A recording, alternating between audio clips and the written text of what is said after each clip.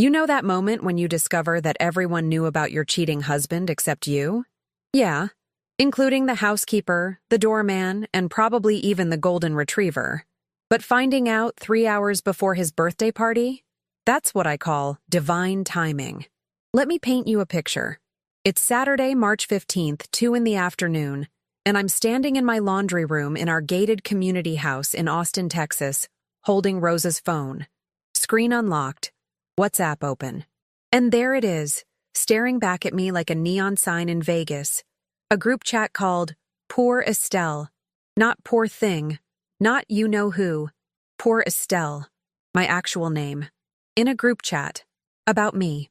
I'm Estelle Mitchell, 47 years old, mother of 2, married for 23 years to Heath, the so-called perfect husband who never forgot an anniversary, always brought flowers, and called me sweetheart in front of our friends at the country club.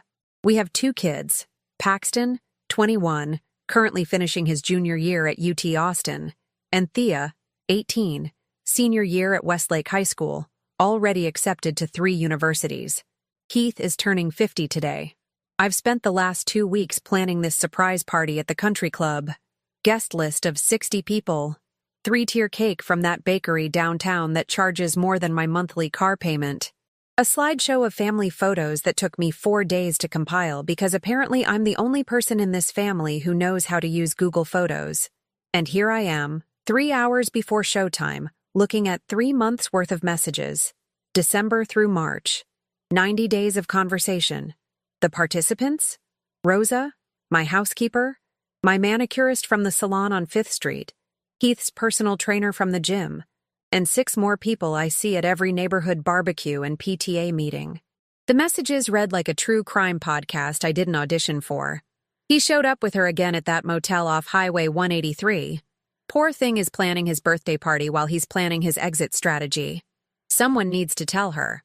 No way, let her find out on her own. Less humiliating that way. Less humiliating.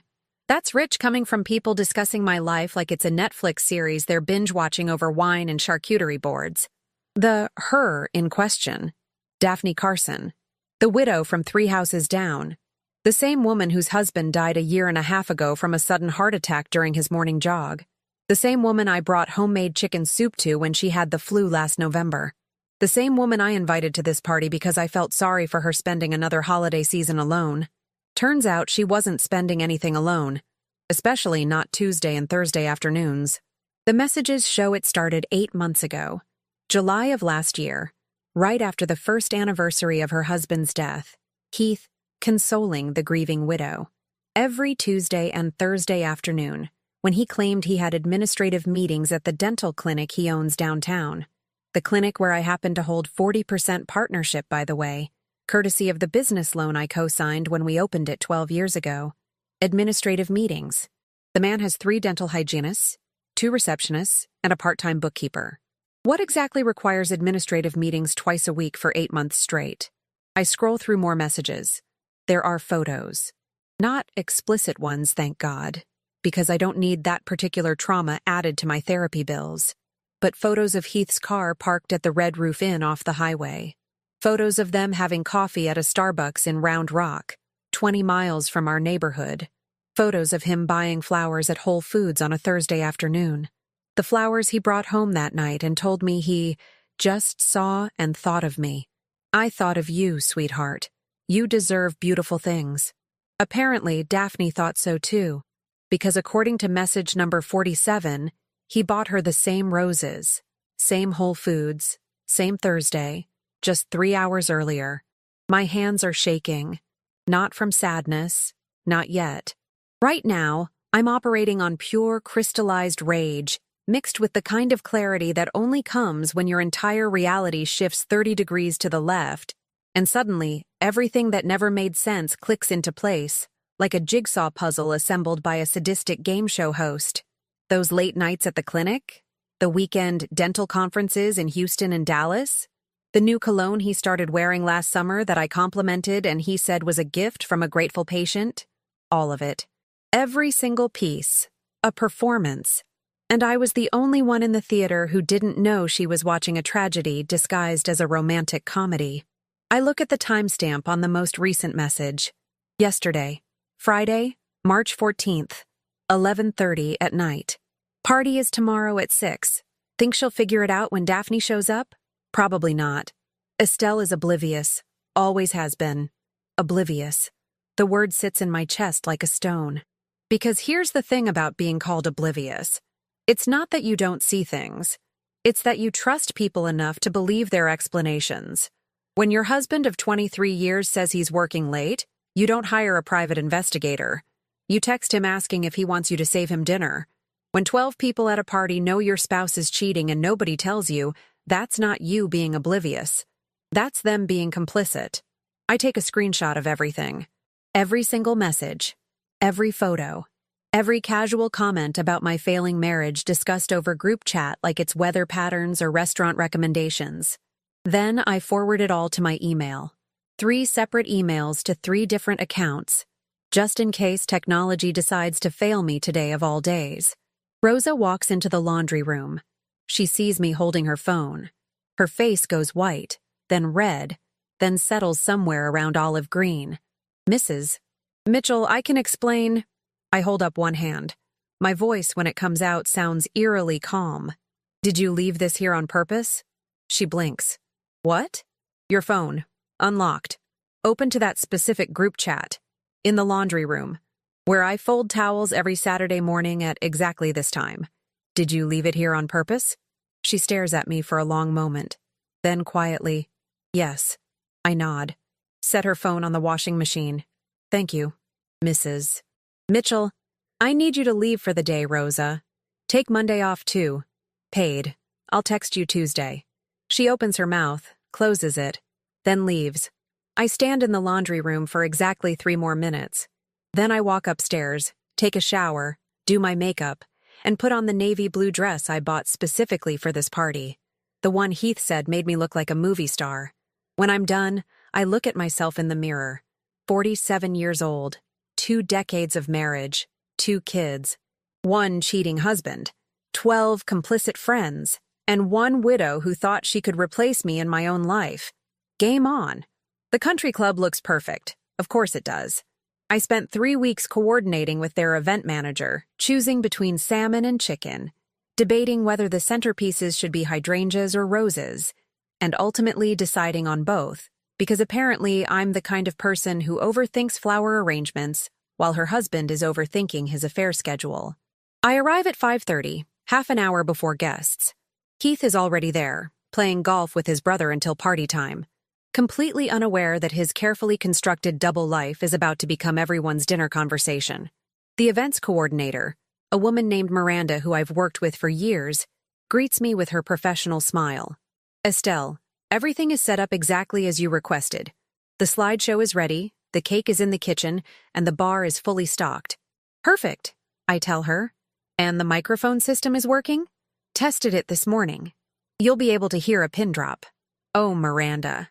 If you only knew what's about to drop, and it's definitely not a pin. Guests start arriving at 6.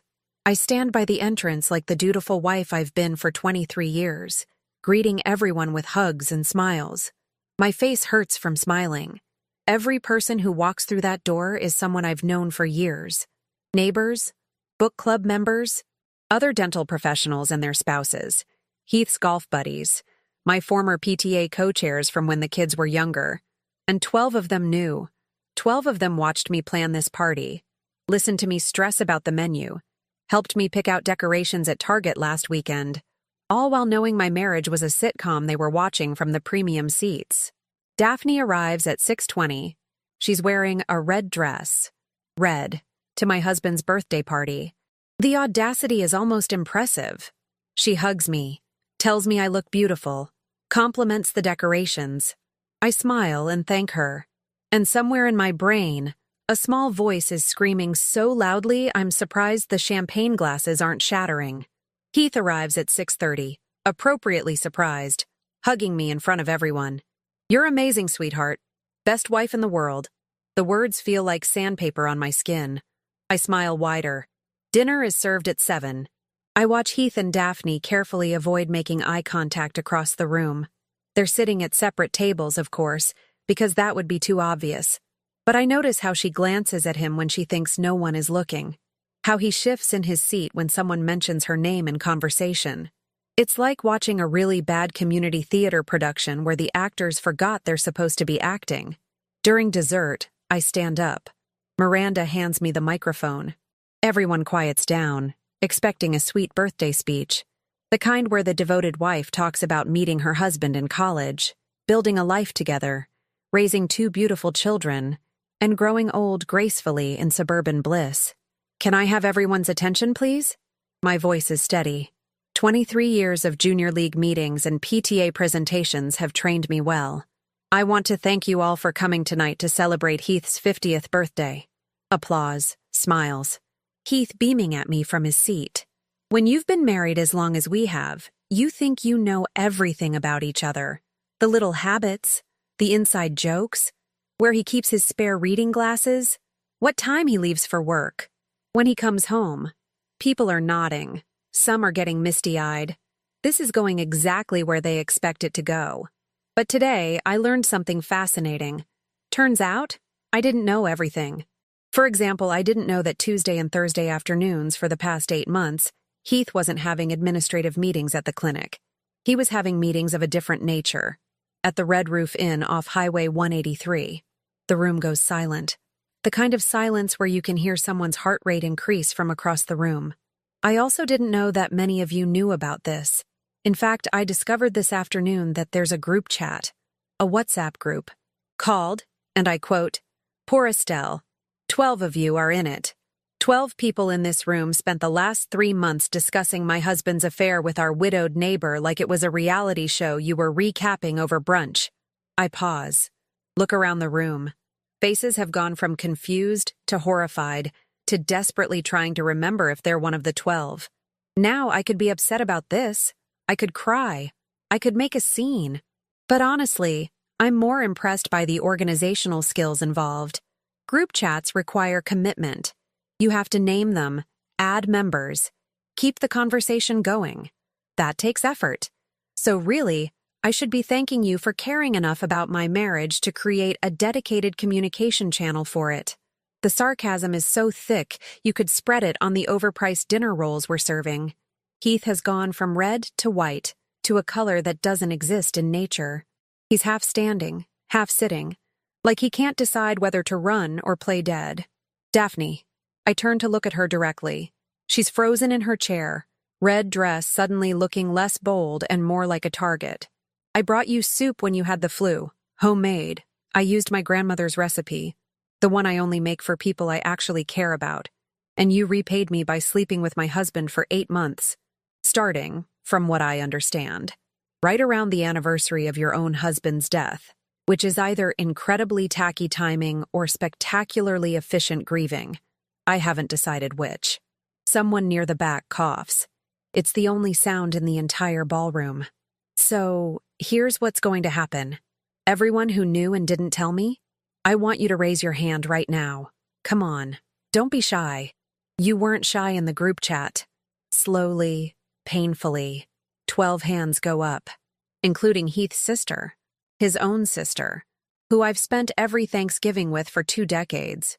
12, I count out loud. That's almost 20% of this party. That's statistically significant. That's practically a focus group. I turn back to Heath. He's standing now trying to find words that don't exist. Heath, honey, remember that $300,000 inheritance from my mother who died 2 years ago? The one you convinced me to put into a joint investment account through the clinic's financial management? The one you said would grow better with professional oversight? His face tells me he remembers. I'm moving it, all of it, back into my personal account. My lawyer already has the paperwork ready. He works Saturdays when it's urgent, and this qualifies as urgent. We have an appointment Monday morning at 8:30, first thing. And at 9 o'clock Monday morning, I'm filing for divorce. The papers are already drawn up. I just need to sign them and submit them to the courthouse. I set the microphone down on the nearest table. The thud echoes through the sound system. The cake is from that expensive bakery downtown. It cost $400. Someone should eat it. It seems wasteful to let it go to waste just because the guest of honor turned out to be a cliché. I pick up my purse, walk toward the exit, and stop at the door. Turn back. Oh, and Heath? That slideshow I made? The one with 23 years of family photos? I included some new additions. Screenshots of the group chat.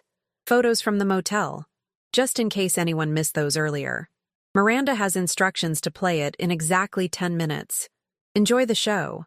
I walk out into the March evening. Behind me, I can hear the beginning of chaos. Voices rising, chairs scraping, someone crying. My phone buzzes. It's Paxton, texting from his apartment near campus. "Mom, what's happening? Aunt Lisa just called me freaking out." I text back, "Come home tomorrow. I'll explain everything. Bring laundry. I'll make your favorite dinner." 3 dots appear. Then, "Are you okay?" I think about that question. Am I okay? My marriage just exploded in front of 60 people. My husband of 23 years has been cheating on me for 8 months. 12 people I considered friends watched it happen and said nothing. But I also just took control of $300,000, publicly exposed every person who betrayed me, and ruined a birthday party so thoroughly it'll be talked about in this neighborhood for the next decade. I text back, "I'm spectacular. See you tomorrow." Sunday morning arrives with the kind of clarity that only comes after you've burned your entire social life to the ground in front of 60 witnesses. I wake up at 7, make coffee, and sit in my kitchen scrolling through 37 missed calls and 62 text messages. Most are from people who weren't at the party, demanding to know what happened. A few are from people who were at the party, apologizing with the kind of desperation that suggests they're more worried about their own reputations than my feelings. 3 are from Heath, ranging from, "We need to talk," to, "You're being irrational," to, "I can explain everything," which is the universal language of guilty people who absolutely cannot explain anything. None from Daphne. She's apparently gone silent, which is probably the smartest decision she's made in 8 months. Paxton arrives at noon with 2 garbage bags of laundry and the shell-shocked expression of someone whose stable family structure just became a true crime podcast. Thea gets home from her friend's house 20 minutes later. I ordered pizza, which feels wildly inappropriate given the circumstances, but also perfectly appropriate because what else do you eat when your life implodes? Kale salad? We sit in the living room, both kids staring at me like I've suddenly started speaking ancient Greek. "Your father and I are getting divorced," I say, because there's really no gentle way to deliver that information. He's been having an affair with Daphne Carson for 8 months. I found out yesterday afternoon. I confronted him at the party. It was spectacular and terrible, and I don't regret a single second of it. Thea's face does that thing where emotions cycle through so fast you can practically see them changing like slides in a presentation. Shock, confusion, anger, sadness, back to anger. Daphne, the widow, the one you made me help carry groceries for when she sprained her ankle last fall? The very same. That's disgusting. Agreed. Paxton is quieter, processing. He's always been the analytical one. "How long have you known?" "Since 2 o'clock yesterday afternoon. Rosa left her phone in the laundry room.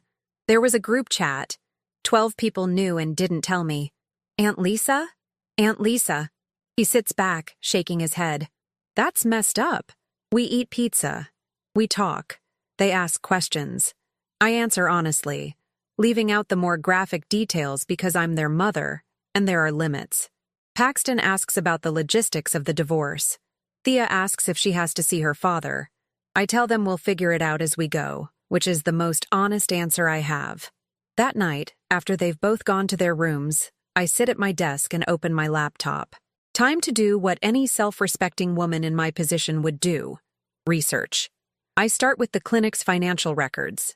As a 40% partner, I have full access to the accounting system. Heath never changed the passwords because Heath, for all his dental expertise, has the technological sophistication of a potato. What I find is interesting. Very interesting.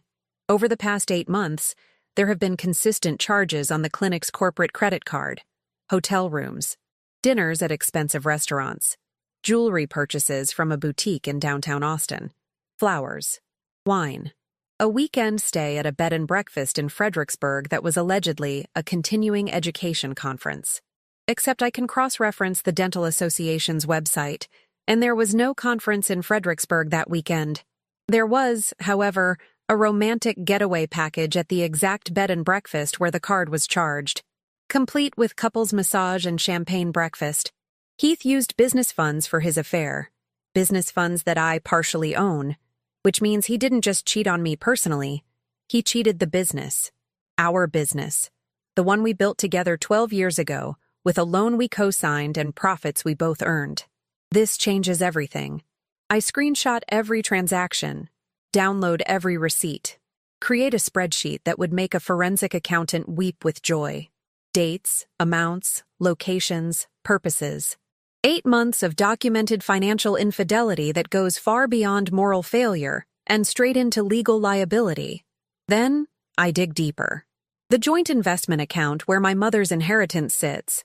The one Heath convinced me to put under the clinic's financial management for better returns and tax benefits. Turns out there's another name on the account I didn't know about. A second signature authorization added 3 months ago. December 15th, to be exact.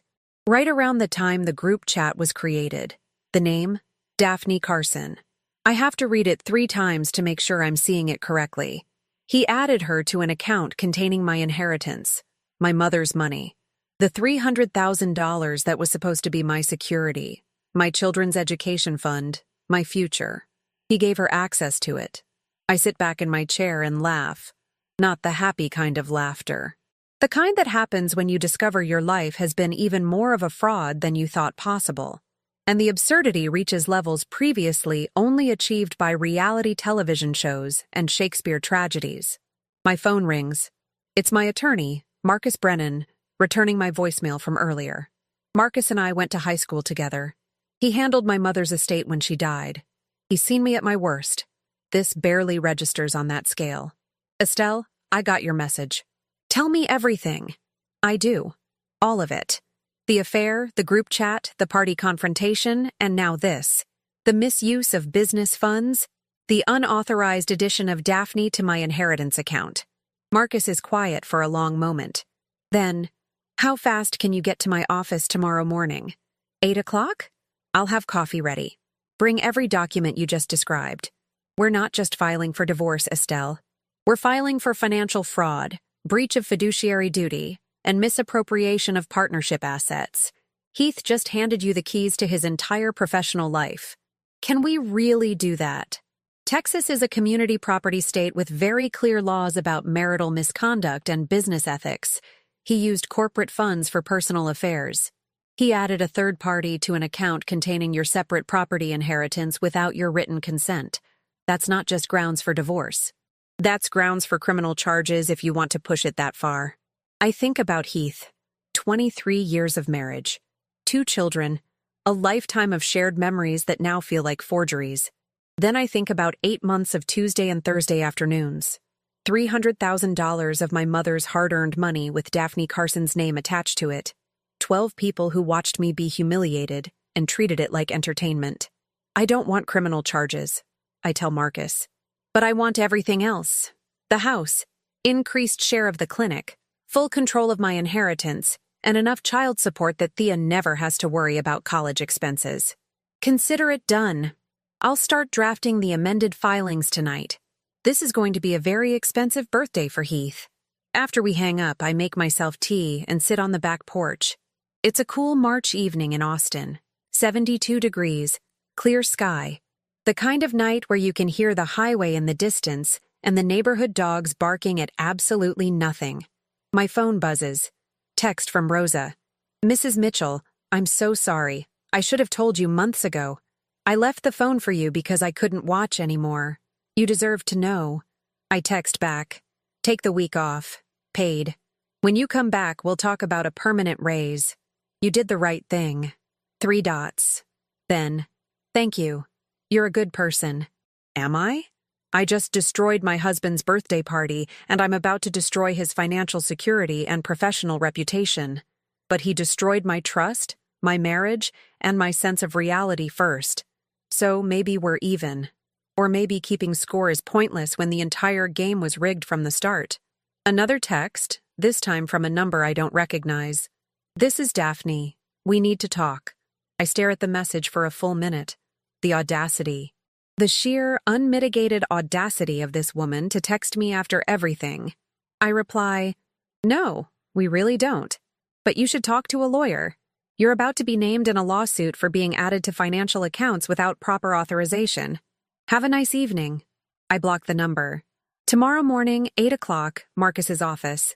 Tomorrow at 9, the courthouse. By tomorrow afternoon, Heath Mitchell's perfectly constructed life is going to look like a demolition site. And I'm going to be standing in the rubble, holding the blueprints for something better. Monday morning, March 17th, 8 o'clock sharp.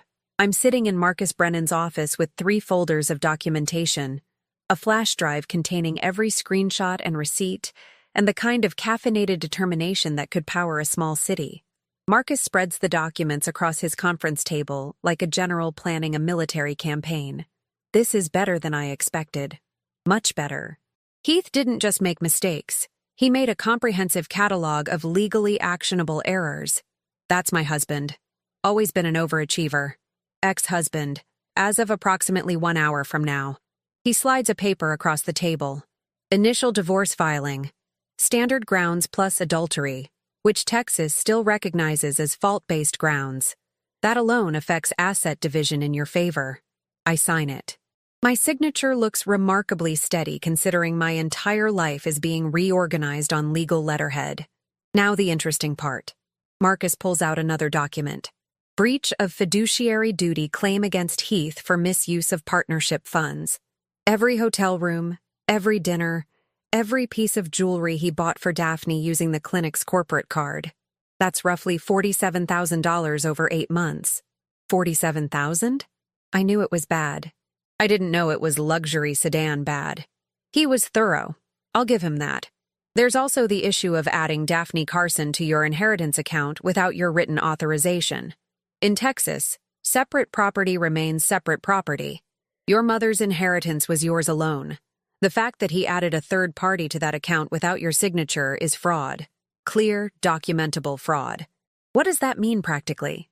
It means we're freezing that account immediately, removing Daphne's access, and transferring full control back to you. We're also demanding Heath reimburse the partnership for all personal expenses. And we're asking for an increased stake in the clinic as compensation for his breach of partnership agreement.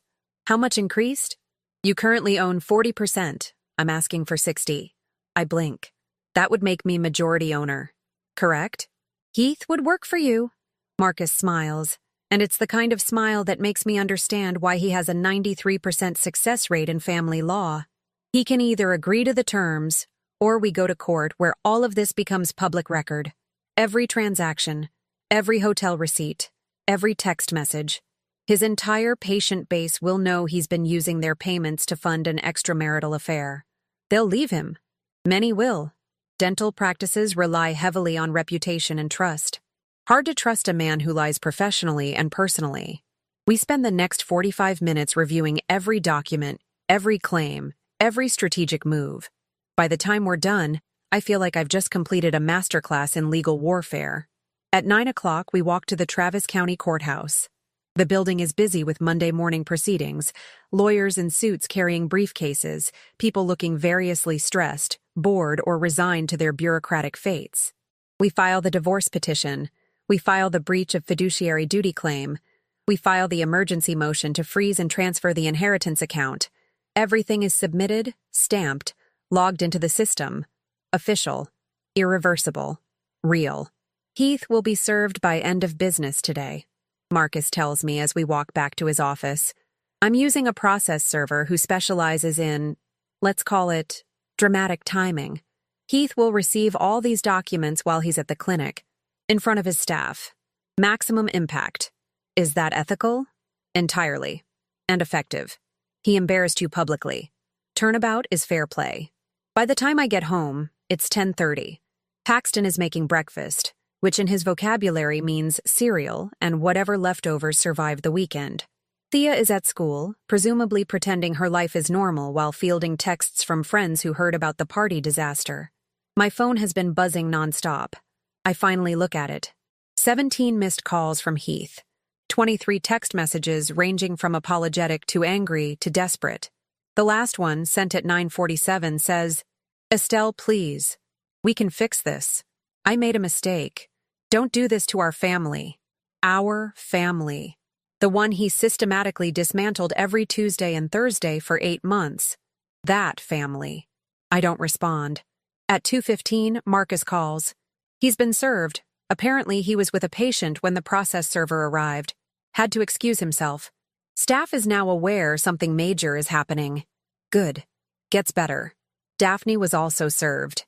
I filed a separate claim against her for unjust enrichment and civil conspiracy. She can't access the inheritance account, but she did receive approximately $6,000 in gifts purchased with clinic funds. We're demanding reimbursement. She's going to lose her mind. She already did, according to my process server. Lots of tears. Lots of yelling. Threatened to call her own lawyer. I encouraged her to do exactly that because her lawyer will tell her she doesn't have a legal leg to stand on. That evening, Heath shows up at the house. I watch through the window as he parks in the driveway, sits in his car for 5 full minutes, then finally gets out and walks to the door. I don't let him in. We talk through the screen door like strangers, which is fitting because that's essentially what we are now. Estelle, this is insane. You can't take the clinic from me. I'm not taking it. I'm assuming appropriate ownership based on your breach of our partnership agreement. It's all in the documents. You should read them. I made a mistake. You made approximately $47,000 worth of mistakes using our business funds. That's not a mistake. That's a pattern. We have kids together. We had kids together. Now I have kids, and you have visitation rights pending their willingness to see you. Paxton is an adult. He can decide for himself. Thea is 18 in 3 months. She can decide too. His face does something complicated. Anger and sadness and frustration all competing for dominance. You're destroying my life. No, Heath, you destroyed your life. I'm just documenting it. There's a difference. What about forgiveness? What about 23 years of marriage? What about 8 months of lying? What about giving your mistress access to my mother's money? What about humiliating me in front of everyone we know while 12 people watched and did nothing? My voice stays level. Calm. It's the calmness that seems to scare him most. You don't get to betray someone comprehensively and then demand forgiveness because the consequences are inconvenient. He tries several more arguments.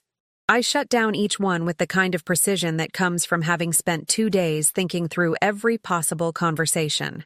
Eventually, he leaves. Drives away in his luxury sedan that was probably paid for with profits from the clinic I now effectively control. Paxton appears behind me. You okay, Mom? Surprisingly, yes. I think I'm running on spite and legal vindication. That's a valid energy source. 3 days later, on Thursday, March 20th, Heath agrees to the settlement terms. All of them. 60% ownership of the clinic for me. Full control of my inheritance. Child support for Thea through college.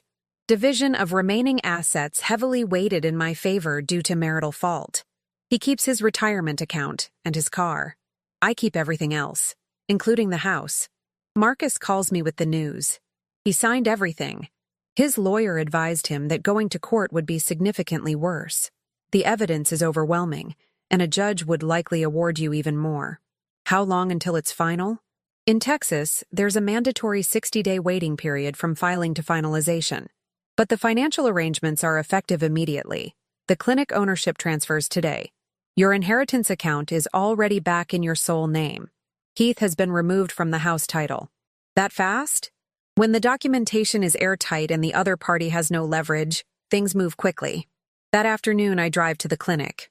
My clinic, technically, since I now own the controlling share. The staff looks at me with a mixture of sympathy, curiosity, and what might be respect. The office manager, a woman named Patricia who's worked there for 9 years, pulls me aside.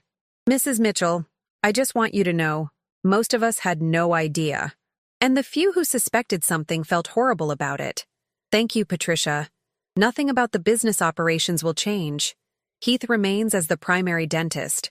I'll be a silent partner unless financial decisions need approval. We're glad you're keeping the practice running. Heath is good at dentistry, just apparently terrible at everything else. That's possibly the most diplomatic way anyone has described him in the past week. Daphne, according to neighborhood sources that suddenly feel very comfortable sharing information with me, put her house up for sale. She's moving back to Florida where her sister lives. Apparently, Austin has become socially inhospitable for women who sleep with their neighbors' husbands and get caught. The 12 people from the group chat have mostly gone silent. A few sent apologetic messages. I haven't blocked them, but I haven't responded either.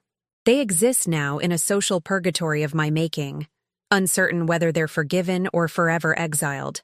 I'm comfortable letting them wonder. Rosa got her raise.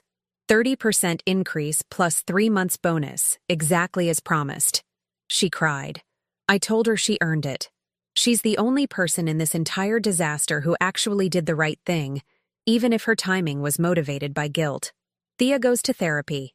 So does Paxton. So do I. We sit in separate offices with separate therapists and process the demolition of our family structure in our separate ways. Thursday evenings have become therapy night, which is ironic considering Thursday afternoons used to be a fair time. The symmetry is not lost on me. 6 months later, September arrives with the kind of heat that makes you remember why people call Texas the surface of the sun. But I'm not in the suburban house anymore, surrounded by memories of a marriage that was always more fiction than fact. I'm in a downtown Austin loft with floor-to-ceiling windows, exposed brick, and exactly 0 reminders of the past 23 years. The divorce finalized in May, exactly 60 days after filing, with no drama and no last-minute appeals. Heath signed everything, moved into a modest apartment near the clinic, and presumably began the process of rebuilding a life that no longer includes controlling 60% of his own business. I sold the house in July. Turns out a 4-bedroom property in a gated community sells fast when you price it fairly, and don't have emotional attachment to the square footage. The profit went into an account I control completely, joining my mother's inheritance that never did get touched by Daphne's perfectly manicured hands. With the house money and some of my settlement, I did something I've been thinking about for 15 years. I opened my own interior design consultancy. Small operation. Just me, a part-time assistant, and a client list that's growing faster than I expected. Apparently, people in Austin appreciate someone who can make a room look expensive without actually being expensive. Who knew that 23 years of stretching a household budget would translate into marketable professional skills? Paxton graduated in May, summa cum laude, with a degree in engineering. He got a job in Dallas, which means I see him every few weeks when he drives down for barbecue and laundry. He talks to his father occasionally. Brief conversations about surface-level topics like weather and sports scores. They're rebuilding something, but it's not the relationship they had before. That one died at a country club party in March. This new one is more honest, which makes it simultaneously more painful and more real. Thea chose a university in California, as far from Texas as she could get while still remaining in the continental United States. She leaves in 2 weeks. We've spent the summer together, just the 2 of us, learning how to be mother and daughter without the infrastructure of family dinners and shared household routines. It's different. Better in some ways, more complicated in others. She talks to Heath about once a month, usually when she needs something practical like insurance information or financial aid paperwork. Their relationship is cordial and distant, like acquaintances who share a genetic connection but no real intimacy. She says she'll forgive him eventually, just not today. Maybe not tomorrow either. Forgiveness has its own timeline, and hers is moving at a pace that can't be rushed. Heath, according to the financial reports I receive quarterly as majority owner of the clinic, has lost approximately 30% of his patient base. Some left because they heard about the affair. Some left because they don't trust a man who would betray his family. Some probably left because dental care is expensive and there are other dentists in Austin who don't come with moral baggage. He's still practicing, still doing what he's good at, which is fixing teeth and maintaining professional boundaries with patients, if not with neighbors. The clinic remains profitable, just less so. I receive the majority of those profits now. The irony is delicious every time I see the direct deposit notification. Daphne moved to Jacksonville in April. Her house sold for slightly less than market value. probably because everyone in the neighborhood knew exactly why she was leaving, and that kind of reputation doesn't increase property values. I heard through the very active neighborhood gossip network that she's working as a receptionist at a medical office and dating a divorced accountant. I wish them well. By which I mean I wish them exactly the amount of happiness that comes from building a relationship on the ruins of someone else's marriage, which is to say, very little. Rosa still works for me. She comes to the loft twice a week, keeps everything organized, and occasionally makes observations about my life that are both intrusive and completely accurate. Last week, she told me I needed to start dating again. I told her I needed to finish unpacking my emotional trauma before I inflicted it on innocent bystanders. She said that's what therapy is for. I told her I'm already in therapy. She said then I have no excuse. She might be right. But for now, I'm comfortable with my loft, my business, my kids, and my complete ownership of my own narrative. The 12 people from the group chat have mostly faded into background noise. Some tried to apologize. Some pretended nothing happened. Some moved away or simply disappeared from my social circle. I didn't block them or make dramatic pronouncements. I just stopped including them in my life. Sometimes the best revenge is just becoming someone they no longer have access to. Last week, I was at Whole Foods buying overpriced organic vegetables, and I ran into Heath. Not planned. Just one of those unfortunate coincidences that happen when you live in the same city as your ex-husband. We made awkward small talk. He looks older, tired, like someone carrying weight that can't be measured on a scale. He asked how I was doing. I told him I was great. He asked about the kids. I gave him the same information they give him directly. He said he was sorry, again for the 100th time. I said I knew, and that sorry doesn't erase history, it just acknowledges it. Then I paid for my vegetables and left. Because here's what I've learned in 6 months. Forgiveness isn't about the other person. It's not a gift you give to someone who hurt you. It's a decision you make for yourself, to stop carrying their mistakes around like luggage that never belonged to you in the first place. Do I forgive Heath? Some days, yes. Some days, no. Most days, I just don't think about him at all, which might be the most honest form of moving forward. The party that destroyed my marriage happened on March 15th, but the life I'm building started on March 17th, in a lawyer's office, with 3 folders of documentation and the decision to stop being the woman everyone pitied and start being the woman everyone underestimated. Turns out, being underestimated is a superpower when you know how to use it. My mother used to say that the best revenge is living well. She was partially right. The best revenge is living well while also owning 60% of your ex-husband's business and having complete control over your own financial future. But mostly the living well part. And that wraps up today's story. Now we want to hear from you. Where are you watching from? Drop your city or country in the comments, and let's see how far these stories reach. If this story moved you or gave you chills, give it a like, share, and subscribe for more powerful stories. One last thing, rate the story from 1 to 10 in the comments. Your feedback helps us bring you even better ones next time. Thanks for watching. We appreciate you being part of this storytelling journey.